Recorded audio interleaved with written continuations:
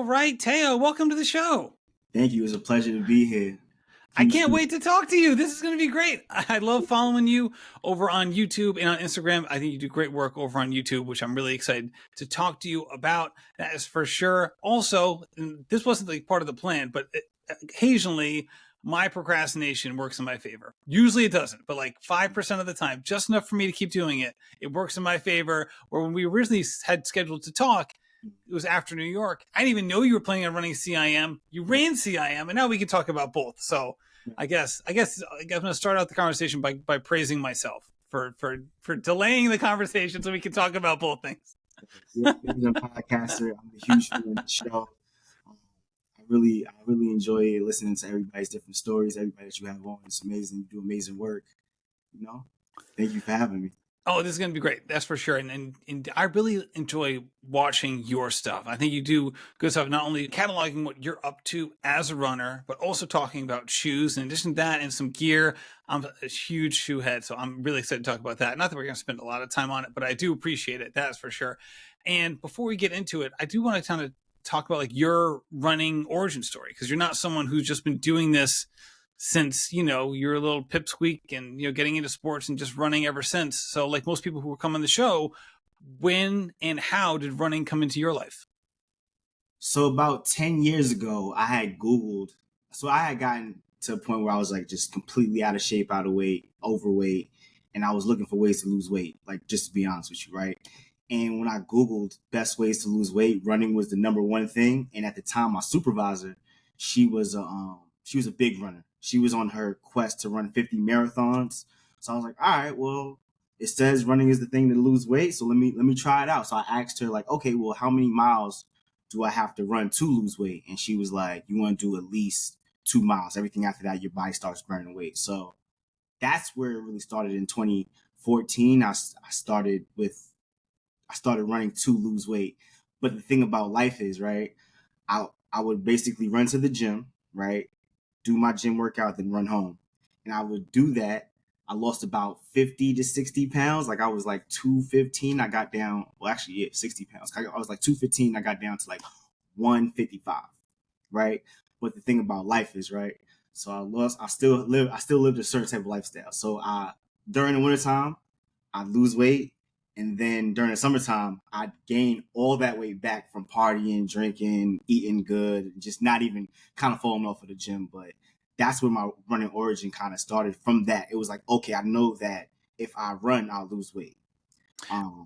Then in 2019, like my life had been that kind of roller coaster of losing weight, gaining weight, losing weight, gaining weight, kind of going to a blur. And I was like, you know what? Let me see what would happen if I just put all my energy into something. So I just decided that 2020 was going to be my year, just so happened that COVID happened. But I was like, 2020 is going to be my year. I signed up for, like that January, I signed up for the Brooklyn Half because my friends was like, yo, you should try. One of my friends is kind of like, he was my coach at one time. It was like my big homie, you could say. He was like a big runner. He ran like high school, college. And he was like, yo, you should start signing up for races. So I was like, all right, 2020 is going to be my year. I went vegan. I decided I was going to run the Brooklyn Half Marathon. I think I wanted to also run like the Chicago Marathon, but I didn't know that you had to sign up, I didn't know the whole lottery game and all of those things. I was just like, oh, okay. So I got that first no or whatever. But so yeah, that's when it started. So 2020, I was just locked in. That was like the first time I tested the waters of seeing, well, how many days can I do this straight without stopping? So from, I want to say April to July, that 3-month span, I ran every day straight without taking a day off. Like no days off. I had to do at least a mile. That was my thing. And I wasn't running long miles. At that time, it was between 1 mile and just say up to, at that time, it was like 4 miles. But I would still like stop in between, take a rest. Then I was just like, you know what? Well, let me challenge myself a little bit more. And I started to build up to 10 miles. So my friend, like I was telling you, my big homie, my coach or whatever, he was like, all right, well, I'm about to turn, I think he was turning 31 and I was turning 30. And he was like, well, for our birthday, because his birthday's the day after mine. Mine is July 22nd, his July 23rd. He was like, yo, let's let's run 31, like 30 miles or 31 miles, right? Oh, Let's shoot. go up. So I'm like, at that time, I was just in a different headspace because it was like I understood pain, I understood endurance, I understood all of these different things because I had also read like the David Goggins book in like 2020, I think 18. I read like Phil Knight, all these different runners, right? I think Haruki Murakami, I read his memoir, and basically running was the thing that helped them change like their lives, right? So I kind of felt like I was onto something, but I didn't notice at the time. And so we ran the 31 mile. And at that time I had never run over 10 miles straight. So, Oh, shoot. This is a I went, huge step up. yeah, so I went from running 10 miles essentially to running 31. And it was a hot day in July. The course was it's basically this straight biking path under the George Washington Bridge where out and you basically go out for 8 miles or 9 miles and you come back. It's basically 8 miles. So you go out for 8 miles, you come back. We did that twice. So along the West Side Highway? Yeah, but on the New Jersey side. Okay. And it's just, and that course is very hilly. So I Yeah, it just is. telling It's myself, real hilly over there. yeah, and this is my Yeah, you first should have done the time. Manhattan side. Yeah, exactly. And this is my first time running. This is my first time running that much, and I was like, I can't stop. I just had my bottles of water. He's like, yo, bring water. Da da da. I didn't know anything about hydration. I knew nothing about gel. I knew nothing about anything. I just knew that, all right, well, this is my thing. So I did that. It was a super hot day. I had a puffer vest on. Why? Because that was just part of my uniform at the time. I just This felt is like July July. 23rd. You were in Yes, a puffer vest. yes, July 23rd, wearing a puffer vest. I love how like you're like, you know what? We're gonna do something I've never done before, and not only that, we're gonna make it as hard as possible. We're gonna make Yeah, it hilly. We're gonna do it in July, and I'm gonna wear a vest for some reason. I'm not gonna have right, nutrition. Like this right. is like talk about in for a dime, in for a dollar. Like this Yeah, is really taking it to the max. yes. So I was like, all right, let's just go. Because at that time, like I said, I was on a different mind thing where it's like every time that I felt that I wanted to pull back or not do something, it was like I had to go further into it. So it was like, all right, well, this is making me uncomfortable. I gotta take a cold shower. I don't want to take a cold shower. Now you got to. Or I want to stop. No, we can't stop. Or you're gonna be hot. Well, wear the vest. Don't let anything that comes in front of you like stop you. So that was like my whole mindset. So we did it, and what it's kind of interesting is one of his friends had joined us. I met him for the first time. His name was Joseph. He's a great dude, sub 3 hour marathoner. He's actually a running coach. He passed out that day. And he only ran half of it with us. Like he had passed out because the heat. Mind you, I got this vest on, so I'm like, if he then did how many ever? Let's just say he did 5 marathons. I never did a marathon in my life, and he passed out on a hot day. I got this bait vest on with these. I think there at the time they were like the Hoka Rocket or something like that. They were very stiff. They weren't even soft, and I'm just running along, and I'm like, I just felt invincible. I'm like, there's nothing that can stop me at this point. So yeah, he had passed out, and like I said, I'm just running along, and it's kind of like just boosting miles where it's like, yo, here you go again, doing something difficult, defying the odds, and somehow your will is taking you there. So I just didn't realize at the time like how hard. And they were after the fact they were like, yo, for somebody that's never did a marathon before, because they can when we got to the 27-mile mark, they're like, yo, congrats on your first marathon. And I'm just like, all right, cool, yeah. Mind you, do all of this. It's not like I get a medal. It's not like I got a medal. It's not like I got a finish a T-shirt. It's that feeling that you have that you try to describe to people that aren't runners, where it's like, well, why do you do it? You just want to do something difficult just to see if you kind of can, and then your reward is like, I did that. So now I have to ask because this is an incredibly difficult thing that you did, even like now, like Yeah. as an experienced marathoner. We're going to talk about this in a little bit. Like if I said, hey, you're going to go do the exact same thing that you did that day at the Right. exact same course on the exact same day, you'd be like, that's going to be really hard. Like Right. even now, like, right. Like you're an experienced marathoner. Like that's running an ultra in the middle of July is tough. Right. Yeah. So even for an experienced person, you certainly were not that at that time, even though you did build up like a nice runway and you did have a couple of years going where you were, making it happen, especially in the winter. So I have to ask, because it seems like you're really embracing the like, all right, I did a hard thing Right. vibe. Is this something that you had made a habit of in your life? Or is it the opposite where like you look back and you had like regrets over I didn't do this and I didn't do that, and then you had made this change at like as you got into running or at other points in your life and said, okay, I'm not gonna live that way anymore. I'm gonna like do the opposite or some other version of this. I wouldn't say that it was regrets, but I've seen a lot of different people around me are have have become like artists in different fashions, whether that's music or like actual art or photography, and everybody's kind of doing their thing, and I'm here with this like desk job, right? But prior to that, when I was younger, I was like an actor. So my dad really instilled a lot of discipline and rigor in me, and then I always had a love of like math. So I think the rigor from math, and like I said, my dad would discipline where he just drilled it in my head like, take care of your business, do this, like all of those. That discipline factor was something I was able to come to later in life, where we're just like, all right, well, I know how to flip the switch. I didn't identify that was the switch that he was basically giving me when I was younger. But then when you go to do these difficult things, and it's like you said, like when you go become vegan, it's like, all right, it's not that you can't have things. It's like you can, but you just choose not to. It's like that level of discipline. It's like, all right, you go out and you say you want to run a marathon. Well, you're probably going to have to train X amount of days. And it's like, you're going to wake up days where you don't want to run, but you just kind of have to, right? But then you have to but within that, you like learn to change like the mindset of like, I'm doing this because I like to do this. So I don't know if that kind of answers your question, but that foundation was kind of already there. And then the running helped me just take full advantage of that. Because once I started to run, it unlocked everything else. But I would really say, and this is the thing I was thinking about yesterday.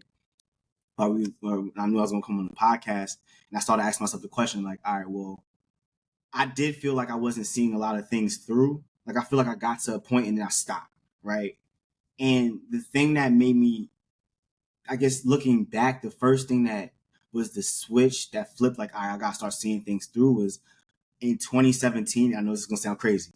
In 2017, I really started to read. Like I started reading books full, like before that, it was like I might start a book, read like 5 chapters, sit it down. Oh, now you're speaking my love language right now. I have a bookshelf behind me, a video of this podcast.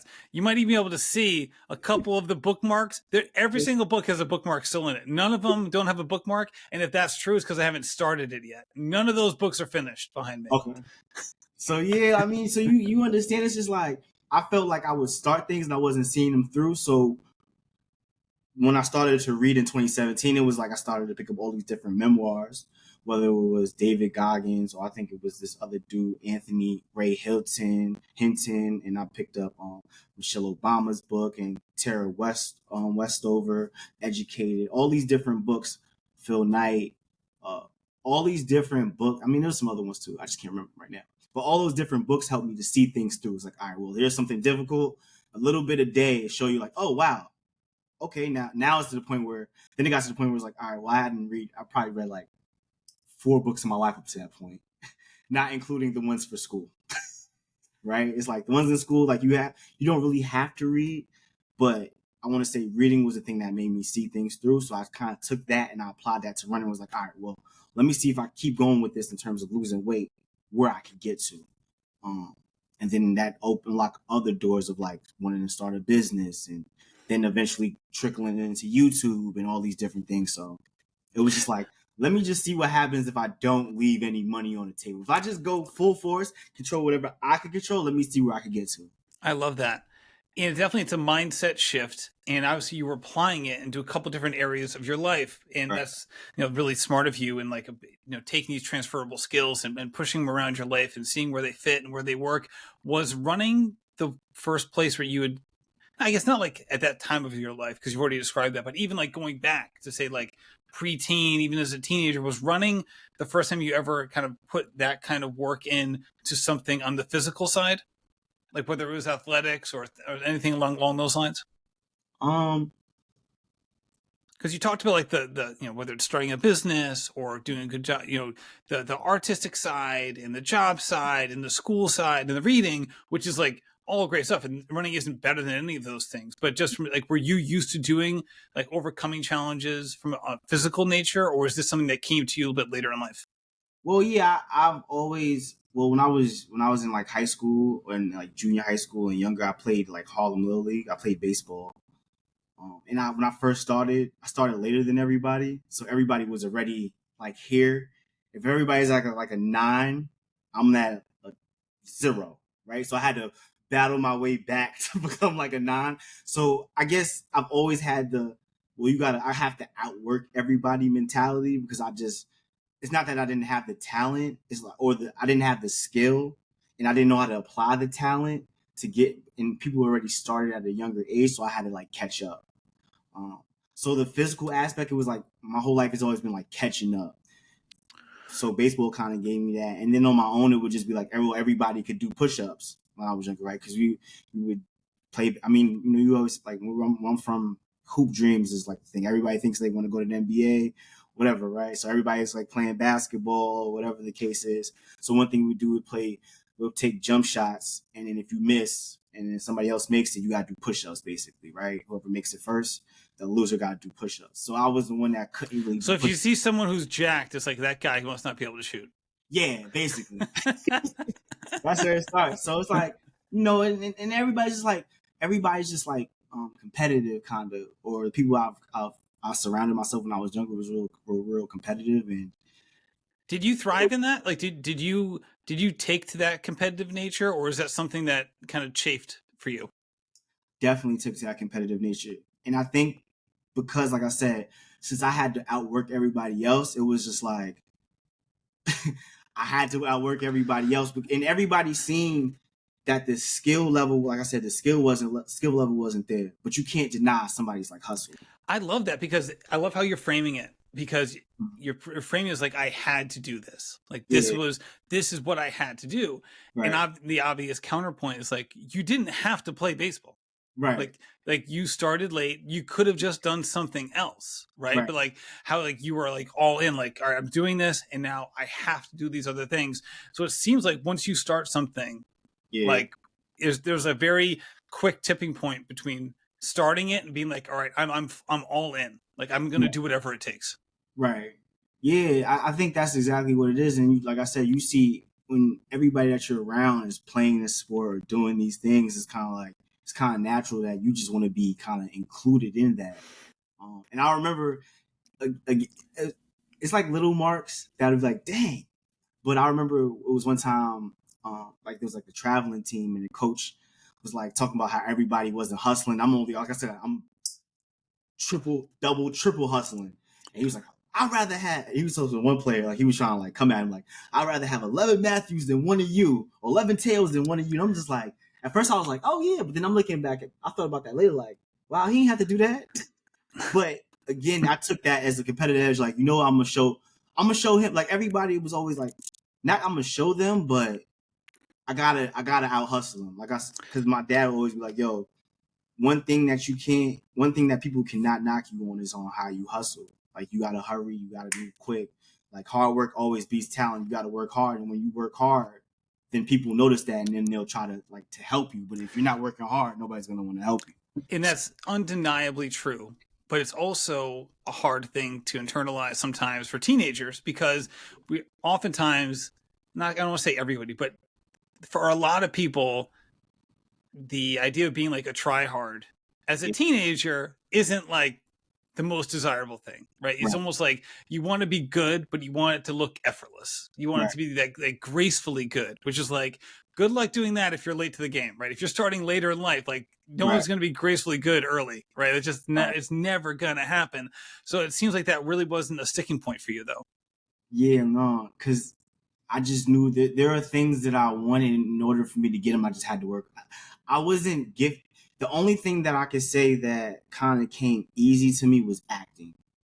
Otherwise than that, everything else, and I think that's what helped with my confidence was like the acting thing. Because I think if I didn't have the confidence from that, then maybe like you said, the tipping point is this is hard. I don't want to do it anymore.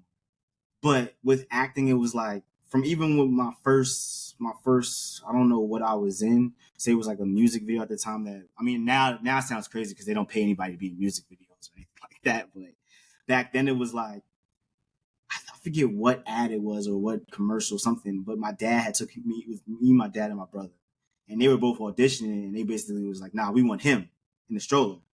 And after that, it was like I would just kind of get work and get work and get work and get work. But I was kind of starting to like excel at that. But on the what I wanted to do was the sports.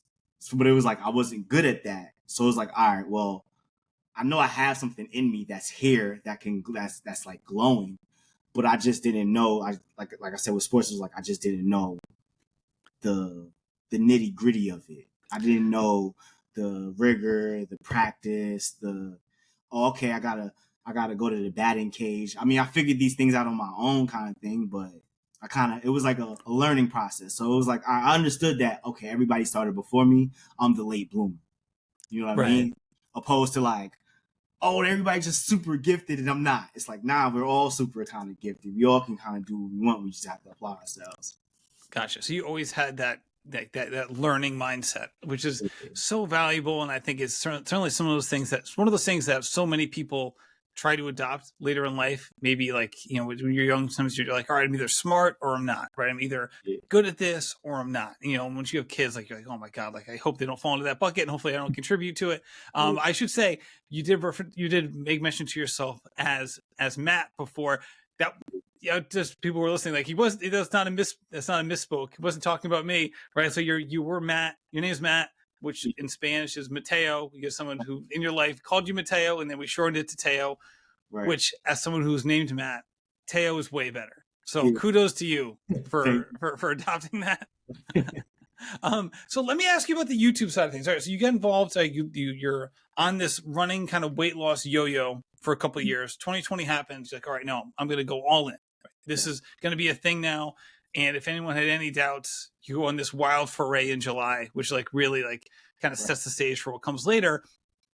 What made you want to openly share what you're going through as a runner, especially on YouTube, which is like one of those things where it takes a lot of time, right? It's not like posting, like even like a quick video, but like posting a picture with some text on whatever platform you're looking at is relatively quick. Putting together YouTube videos, especially as like putting YouTube videos in about your hobby, is certainly something that's going to be time sensitive.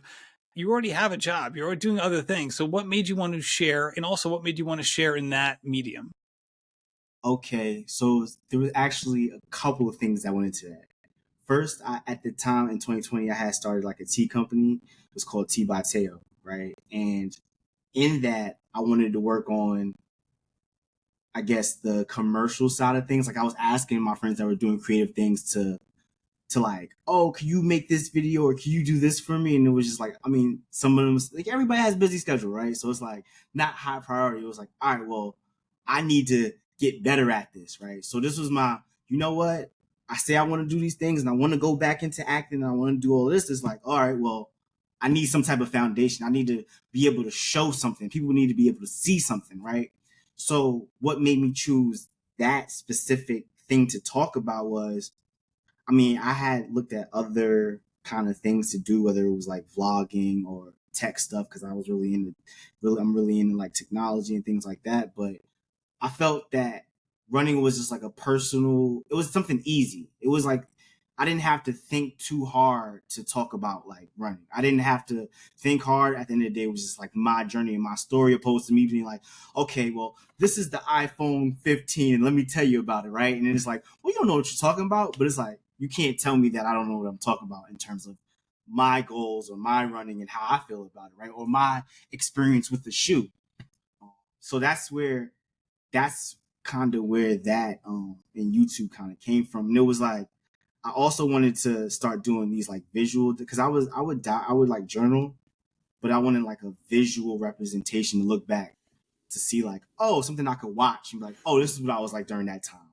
Or this is what I was like during that time to kind of like give myself like motivation, like, oh, okay, let me get back to who I was, or let me remember this version of me. So it was like three things like in one. It was like me practicing for all of the different creative avenues I wanted to do.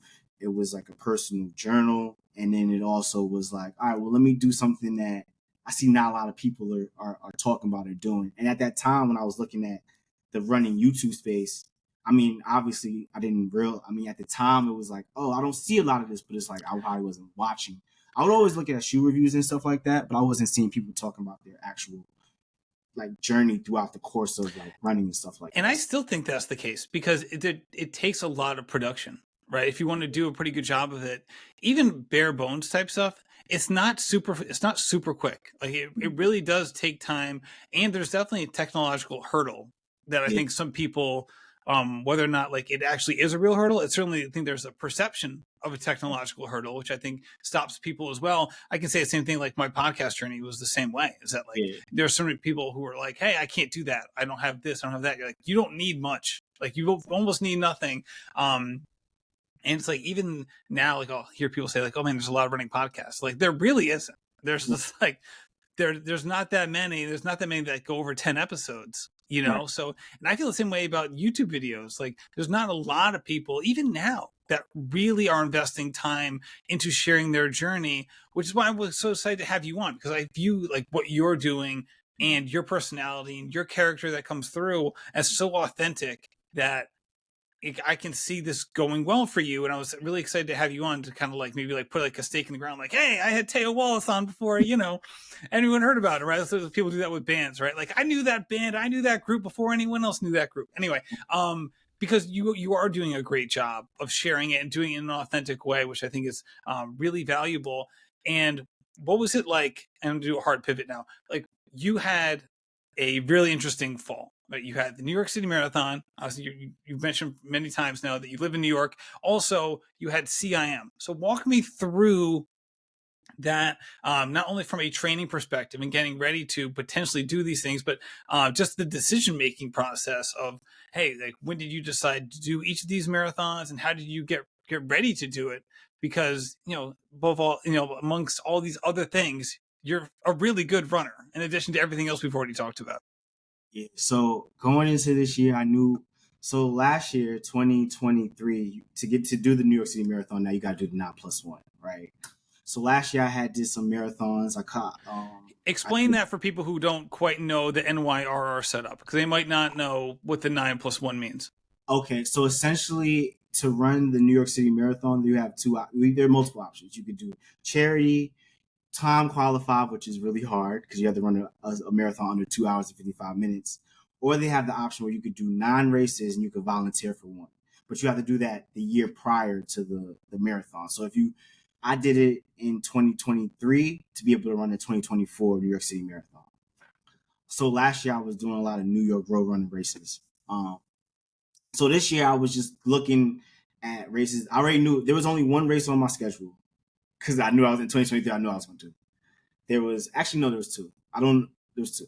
So Paris in the spring. I knew that I knew that New York was going to be like one of my prime marathons, but I wanted to run a marathon before that. So I had Paris before that, right? But then I started looking at New York like, wow, this course is pretty difficult. Maybe, and I've seen that a lot of people run their best times a month after the marathon because they're already in marathon shape. So I was like, if I have a marathon right after, that'd probably be my time to PR. So I did the closest marathon I could find that was a month out was CIM because I mean there's also Hawaii Honolulu Marathon, but I had already did that one in 2022, so I know I didn't need to do that again.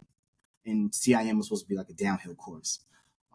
So going into this year, I had a coach, and we worked through the first. We worked like I told you, like it's like my big homie that helped me a lot in the running game. We did the first marathon, but like that whole training block, I was kind of like really tired. And I was like, yo, I'm kind of tired. He's like, nah, it's gonna go away. It's gonna go away. You know, the race comes, you're gonna get all the energy back. Didn't really come back. Paris, I did was my first time. Every other race before that, I had did up to that point. I think I had did 3 marathons up until that point, and every time time was just coming down. So if I started at 350, then it went down to 340, then it went down to 330, no, 320, and then that one went up to 330. And I was just like, I was just kind of tired. And then going into New York, so we were I took like 3 months off or 2 months off after that. That was in April when I started training again in the end of June. And he was just giving me, things to keep me in shape because he knows, like I know, if I have too much time off, I still I eat terribly sometimes. If my discipline isn't right, I'm gonna eat whatever. I'm probably gonna go get a Big Mac. I'm gonna eat Shake Shack, Chipotle, Domino's, Pizza Hut, all the worst fast foods. I mean, I am gonna eat vegetables and stuff too, but I am gonna eat the worst of the worst fast foods. Like that's just what I do at this point. So then around in July, essentially like he's helping me. Like he's not really a coach, even though he's been coached. So he's like helping me up until he felt like he could. And then he was like, yo, I can't really help you more because he works at Goldman Sachs. So that's a very like demanding job, right? He has he's super busy. Yeah, he's super busy. He has basically his son just turned like 2. So it's like he got all of this going on top of trying to give me like a training plan. And I'm like, yo, da-da-da. Because sometimes they'd be like, you wouldn't want to lay it out. Like, they'd be like, oh, my fault. I was supposed to have this earlier for you, but whatever. So then in July, he's like, yo, I think we kind of got to the peak that we could get to, right? And like, you good. Like, you got it from here. And at the time, I'm just like, this is like the end of July. I'm like, what? Like, what am I gonna do? Like you sound crazy. Like, I don't got this. Like, what are you talking about? But but then I was like, you know what? I didn't stress to him this. I didn't say this to him. I just kept this to myself. Like, you know what? Well, I'm gonna have to just figure this out. So I just started I started on YouTube, looking at different videos, people talking about like posture. And then eventually I was like, you know what? If this was the gym, how would I attack this? Right? In the gym, I was like, I would be looking up plans and doing research and reading. So I was like, let me go find a book. So I found the book, The Lost Art of Running. I read that in like a week, right? Like I was just like, I gotta get through this quick. But as I'm reading it, I'm like just changing things. Because first he starts talking about cadence. I'm like, all right, I gotta focus on my cadence. Then he talks about posture. I gotta change my posture. Gotta get that tripod lane there. Gotta get all of these different things. So that just shifted my mindset. And that was the end of the July. So middle of August. So I had August, September, and October to train. So I still had 3 months. Changed those things. I went from running, say, 70 to 60 miles per week. I brought it down to 30, 40, just so I could really, hone in this new kind of training I got. But it worked because in New York, I essentially ran what was my PR at the time, off by 1 second. So Berlin, I ran 328. That was with doing the high volume mileage. And in New York, I ran 328.06 in Berlin. And in New York, I ran 328.07, which is to me was kind of crazy because like, all right, well, New York was a way harder course than Berlin, right? Berlin's essentially flat. So I was like, all right, this, and going into it, you're nervous. Just like, I go on every once in a while, I go on Reddit, I'll go to like the marathon training thing. Everybody's always like, yo, tread carefully out there, everybody. Tread carefully. Everybody's like, no, that's not right, or this isn't this, or anybody else having the blues. And I feel like I look at that more as a support group than anything. It's just like people just kind of venting and getting things out. It's like you kind of can't take it too serious.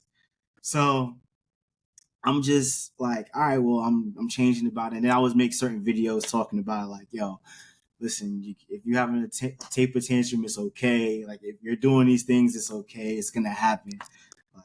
You're gonna feel anxious before racing. That's good. Like those nerves are what is gonna propel you when you go to run these marathons. So yeah, I did New York. I did every part of that race. Let me just stop and say this: the New York City Marathon, to me, is the greatest marathon in the world. And you've run some really big ones too. This isn't just like, hey, I've run 2. This is my favorite one. Yeah, the crowd, to me, the smallest crowd is the biggest crowd at any other marathon. So it's like you have the big crowds the whole way. People are partying. People are cheering for you. And that's one thing about some marathons, like CIM was different, right? CIM, you run past the crowd, they're looking for who they know. So that you see this big crowd, it might be quiet if you're not who they know. It's like every once in a while, there's like 2 or 3 people like, oh, hey, go. But New York is like, yeah! Just like you just feel like I guess that's the equivalent to what say Steph Curry or LeBron James feel like when they walk into the So do you feed off that energy, or does it pull energy from you? I feed off that. I feed off because it's like I could just focus on the road, and then the energy takes me. I learned from running Grandma's Marathon not to be too interactive with people because when I ran Grandma's Marathon, I'm running, I'm giving like the crowds in the beginning. I'm not gonna lie, there's like one part around mile 6 or 7. They had like semi big crowds, and they have little kids giving you high five. People giving you, so I'm like jumping, giving people high fives. They're like just cheering, but then that ultimately cost me at the end of the Well, you race. got that. It's mile 6. You still have like a lot of juice, in the legs. Yeah, so I didn't know that was a learning experience. But in New York, it's just like if you focus on the road and everybody's just cheering, every once in a while you see the people that you know, you give them like a say what's up, but that just carries you through the race, and then before you notice, oh snap, I'm in Central Park. Central Park, the crowds are still big in this. It's the whole way, the crowds are huge. It feels like an F1 race.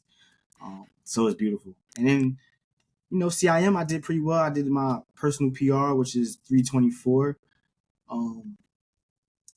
I have no complaints about that race. That race is pretty cool. It's all downhill.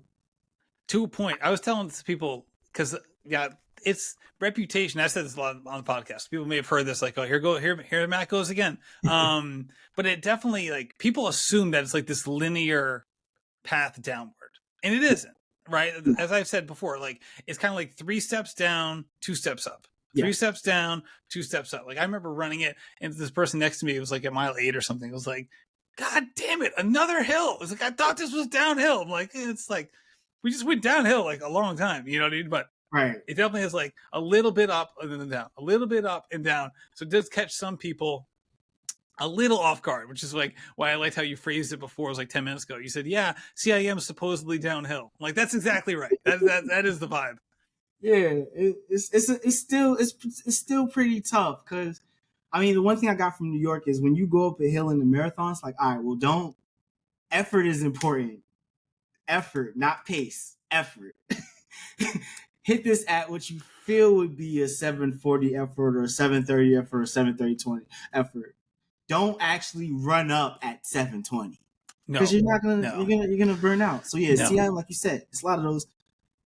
You go down 3 steps, you step up 2. You go down 3 steps. It's just like another one. Okay, all right. So cool. So talk to me about the interim between New York and CIM, because sometimes when people will do like the 2 marathons in a 30-day ish span, oftentimes you'll have this like, race A, race B kind of vibe. Like, all right, like one of these is definitely like the race, and the other one is a race.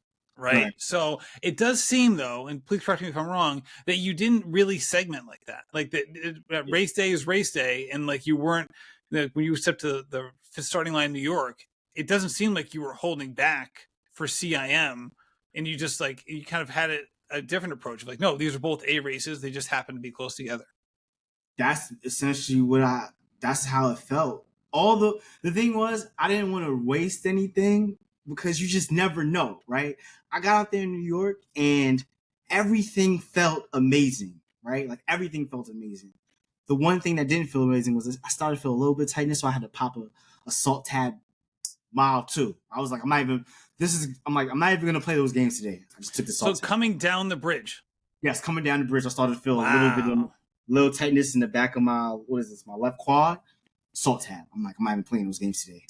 But the whole beginning of the race, I kept looking at my watch and I'm like, yo, slow down. You still have to go up the 59th Street Bridge. You still got to go up First Avenue. You still got to go up Fifth Avenue. But yeah, I just looked at it as, well, we here. If we could do something special, why waste it? Like I might not get this opportunity again. So, and the weird thing is when I go into races, like even though I'm not trying to PR, it's still like, well, I gotta do at least as good as I did last time.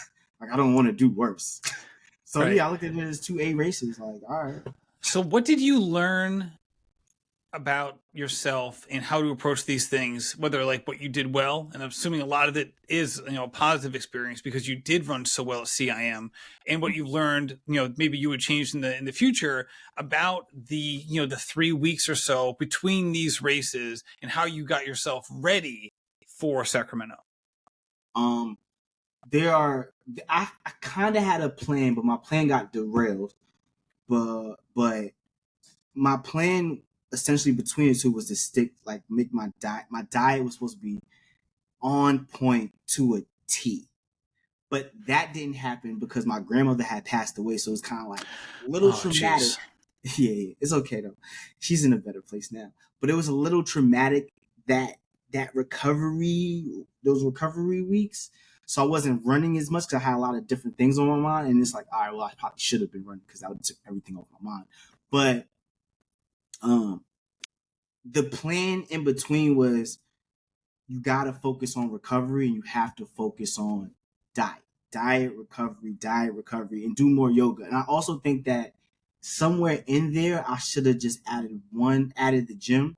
Like that was my initial feeling because I'm like, all right, I had stopped going to the gym before New York in September to give my body enough time to heal, rest up, and be fully strengthened, and just worry about running as I got closer, right? But then it's like I needed like the gym just 1 week or something like that in there to mix since my diet wasn't as good. I feel like that could have helped me. But one thing I learned from New York is a lot more hill training. I need to take it way more advantage of Central Park. I did it probably 4 times during my training. If anything, I should have been doing that at least once every other week, or at least once a week. At least once a week would have been good. If I could have did it twice a week, a lot more hill training. I did go up and down the Manhattan Bridge, but I wasn't doing it long enough. And then another thing that I learned was I need to be able to tap into on my long runs. I need to be able to tap into my race day effort and my race day mindset because, like, all right, during race day, I still want to stop. There are times where it's like, okay, I want to just stop, right? It's like, but I just can't. Whereas on a training run, I'll just be like, all right, well, let me stop here and let me drink some water, or let me take a gel. It's like on those longer runs, if I can tap into my race day mindset of like, yo, you want to stop, but just don't. I think that'll make me a stronger runner overall and probably have even better PRs in 2025. Yeah, and you're running really well now, that's for sure. And you certainly made it work in CIM, which is like it's really is such a tough turnaround. That's for sure.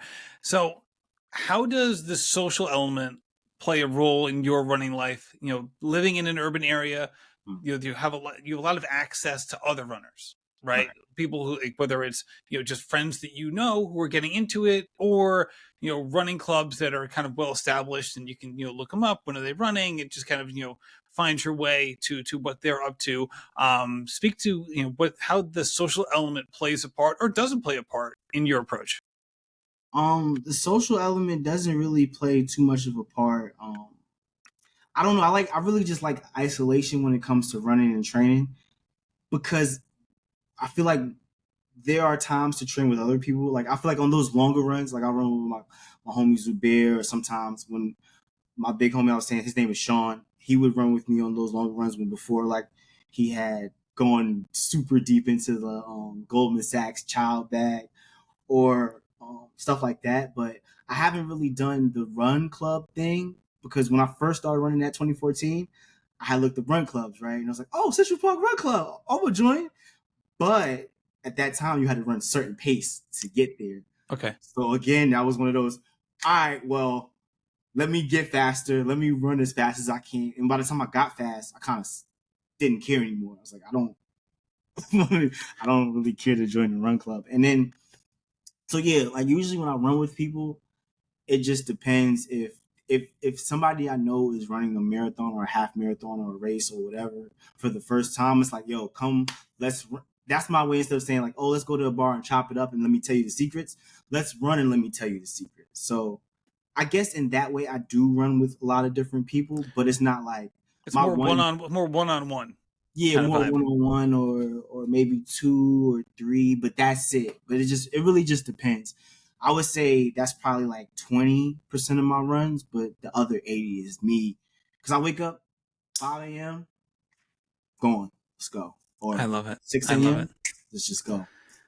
So you had a wild 2024. So you know Yeah, you had Paris, you had New York, you yeah, had CIM. yeah. Is the schedule again? Not all races have to be marathons, Lord knows. But do you have the schedule set for 2025, or what are some of the things that you're thinking about for next year? I'm still trying to figure that out right now. To tell you the truth, I have not got into. So I wanted to run Chicago, didn't get into that. Wanted to run Berlin, didn't get into that. I mean, this is like my fifth time getting told no to Chicago. I'm like, at this point, I gotta just call Nike and be like, yo, I need to enter this race. Berlin, I'm not mad at because I ran out the first time I applied, I got in. I ran it. That was like a dream come true. So I'm not even too mad about that. 9+1. I don't know if I want to do the 9+1 this year to do the New York City Marathon next year. But right now, the only marathons I'm thinking about, maybe Paris. So right now, I'm trying to decide for a spring marathon. I'm thinking either Paris or Jersey City because Jersey City is Yeah. closer than Paris, right? um, I might run the tunnel series sometime in the summertime. I do like those summertime marathons. That or I got to go back to Grandma's marathon to get my revenge because that truly is a down. It's not like down up. It's like kind of more down, rolling hills. So I want my revenge on that because, like I said, I didn't do. I thought I was gonna do better, but I didn't at that time. But with knowing what I know now with the posture and all that, I want to run that again. And then for the fall, I'm still trying to decide what marathon to run. I might do Philly. I'm not sure. So right now, I technically have no marathons on the docket, but I have the sub 3 hour marathon goal front center. I gotta do it. Oh, okay. Which is tough because some of the races you talked about are harder races, right? So like Philly has like not no every race is different, but it's similar to New York from a Right, hilliness perspective, right? right. But it does seem like you like the bigger marathons though. Yeah, I do. I do. But yeah, I might look to something smaller. I mean, yeah, you had the CIM experience, and I think that like CIM is such a well-known race for running nerds because of how fast it can be and the times that people have put up there and just like how they've done a great job getting pace groups together for their sub 3 or OTQ goals. Like they've done just a great job administrating that sort of scene. But at Right. the same time, like it's not a huge race, No. and it's like as you mentioned, like from a crowd perspective, like it feels like a local race. Even though Right. people fly in from all over the place, it has that local race feel. It doesn't have like the big, huge marathon race experience. I guess another one I would throw in there, knowing your propensity and love for big races, Mhm. is Marine Corps, which is like one of the top 5 or 6 biggest races, and Okay. is unlike some of these other ones, it's like relatively close. Like you could literally just take a train down Right. from New York, and you're 2 or 3 hours away. I should do that. My partner, her family is in DC, so they would love, and they were saying, "Yo, you should run a marathon in DC so we can support you through put your signs." So I might I think that's the fourth biggest one. I think Philly's in the top 10 in size. People don't realize that because it's not a world marathon major. right, Marine Corps is in the top 5. Again, people don't think about it that way because they don't have an elite field. right, So it's like a people's race. It's not okay, like, hey, we have this, but we also have like these Olympians showing up at the starting line. I don't know what the times for winning men have been, but I know for women's winning females have usually been like in the 240s, even some like low 250s have like won the okay, female race at Marine Corps, which you wouldn't expect. Not that that's slow, but you wouldn't expect it from like a 40,000 person race. right, You wouldn't expect like a sub OTQ time to like get the win, right. but but it certainly is huge. That's for sure. Yeah, I'm gonna check that out. I might end up doing that. I gotta look to see when it is. Like I said, I don't really have anything on the docket besides maybe, like I said, Jersey. Like I said, I don't know if Jersey City. I've heard good Yeah, things about that one though. I know that course is flat. That's the thing. That's the only thing I know about it. It's flat and it's close. Gotcha. Um, We had had Jeff Cunningham on the podcast a couple times. People don't know Jeff. Jeff's been on YouTube a lot as well. He's Nick Bear's coach. So people follow Nick Bear. Jeff has been on that podcast and that show quite a bit. And he has sent some of his runners from down in Texas up to Jersey City a few times to run. Again, with the idea that it is a fast course. I feel like the weather sometimes can get tricky. There, I've definitely seen some rainy days. Looking back at some of the photos from previous years. But hey, either way, Téo, thank you so much for coming on the show. If someone wants to learn more about you and your YouTube channel, where should they go? I mean, go to youtube.com, Téo Wallace. Look me up. That's it, Téo Wallace. Here it goes. Téo, thank you so much for coming on the show. All right, no problem.